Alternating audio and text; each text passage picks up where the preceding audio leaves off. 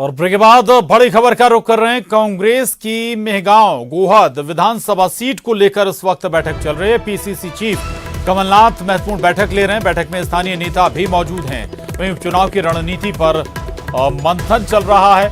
ये बैठक महत्वपूर्ण बैठक हो रही है और प्रत्याशी चयन को लेकर भी बताया जा रहा है कि बैठक में चर्चा हो रही है। वहीं ग्वालियर चंबल के उपचुनाव पर भी कमलनाथ का पूरा फोकस है। उधर उपचुनाव से पहले बीजेपी को बगावत का डर सताने लगा है। बालेंदु शुक्ला के कांग्रेस में शामिल होने के बाद ग्वालियर चंबल में बीजेपी को बड़े नेताओं के भीतरघात का खतरा सता रहा है। चंबल में डैमेज कंट्रोल के लिए नरोत्तम मिश्रा को जिम्मेदारी मिली है। नरोत्तम मिश्रा रविवार को ग्वालियर जाएंगे और बड़े नेताओं सतीश सिकरवार, अनूप मिश्रा, नारायण सिंह कुशवाहा, जयभान सिंह पवैया और माया सिंह के घर भी वो जाएंगे और इन नेताओं से न केवल बात करेंगे बल्कि बताया जा रहा है कि बीजेपी के बड़े नेताओं पर कांग्रेस की नजर भी है, जिससे बीजेपी में भीतरघात को लेकर चिंता बनी। उधर मंत्री नरोत्तम मिश्रा को ग्वालियर संभाग की जिम्मेदारी देने पर पूर्व मंत्री गोविंद सिंह का बयान आया है। उनका कहना है कि इस बार पूरी ताकत के साथ कांग्रेस पार्टी चुनाव लड़ेगी और सफलता हासिल करेगी। वहीं उनका कहना है कि कई नेता सिंधिया की वजह से यहां वहां हो रहे हैं। पहले सिंधिया कांग्रेस में थे तो बीजेपी में चले गए, अब सिंधिया बीजेपी में गए तो कई लोग फिर कांग्रेस में आ रहे हैं। पार्टी है, उनको पार्टी ने मंत्री बनाए, जिम्मेदारी निभाएंगे। हम लोगों की जिम्मेदारी, हम अपनी जिम्मेदारी निभाएंगे और जिम्मेदारी विधानसभा के चुनाव में भी इन लोगों ने निभाई थी। पूरा संभाग साफ हो गया था। इस बार भी पूरी ताकत के साथ कांग्रेस पार्टी चुनाव लड़ रही है और हमें उम्मीद है कि हमें काफ़ी सफलता मिलेगी। कुछ और भी बीजेपी नेता शामिल हो सकते हैं कांग्रेस में? अब जो ऐसा कांग्रेस कोई प्रयास नहीं कर रही, हम लोगों के प्रयास से नहीं। अब कई लोग सिंधिया की वजह से पार्टी छोड़ के आई थी, उन्हें वहाँ रहने में तकलीफ है। अब सिंधिया जब पहुँच गए वहाँ तो फिर उनके वहाँ रहना केर बेर का संग बनता नहीं, इसलिए वो अपने पुनः अपनी जहाँ थे, जिस पार्टी में थे, उसी में लौट। और जबलपुर से यह अहम खबर है। सूत्रों के हवाले से खबर, सरकार की नई आबकारी नीति पर ठेकेदार बटे हुए हैं। प्रदेश के 70% शराब ठेकेदार सरकार के साथ नहीं है। करीब 7,000 करोड़ के ठेके सरेंडर हो सकते हैं। वहीं सोमवार को ठेकेदारों को विकल्प चुनने का आखिरी दिन है और 30% शराब ठेकेदारों को ही जो नीति है, नई नीति, वो मंजूर है।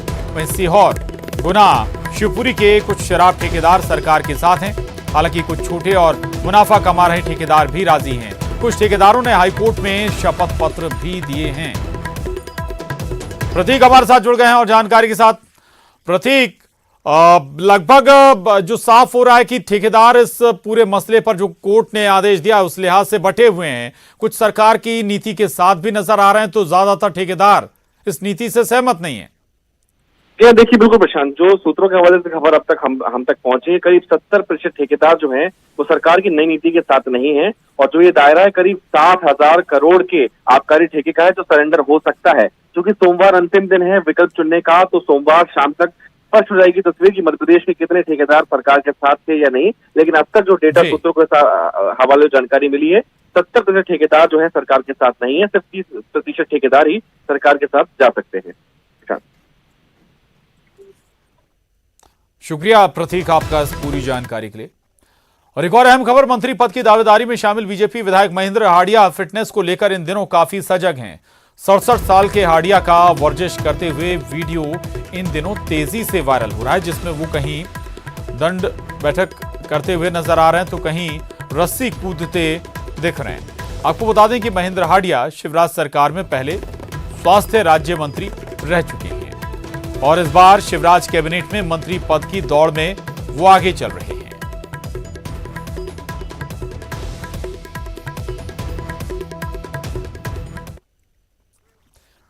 और उधर केंद्रीय मंत्री रामविलास पासवान ने ट्वीट किया है। राज्य का नाम लिए बगैर उन्होंने ट्वीट किया कि एक राज्य की मंडियों में रखे अनाज के खराब होने के बारे में पता चला। राज्य के मुख्यमंत्री से इस विषय में बात की है और इस पर विस्तृत रिपोर्ट भी मांगी है।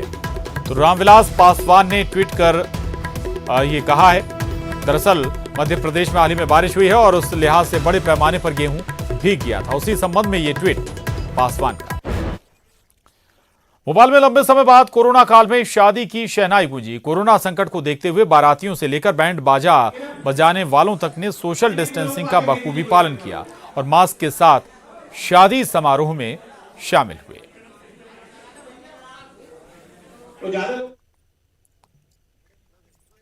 और इसके साथ ही बुलेटिन में बस इतना ही। खबरों का सिलसिला न्यूज़ 18 मध्य प्रदेश छत्तीसगढ़ पर लगातार जारी।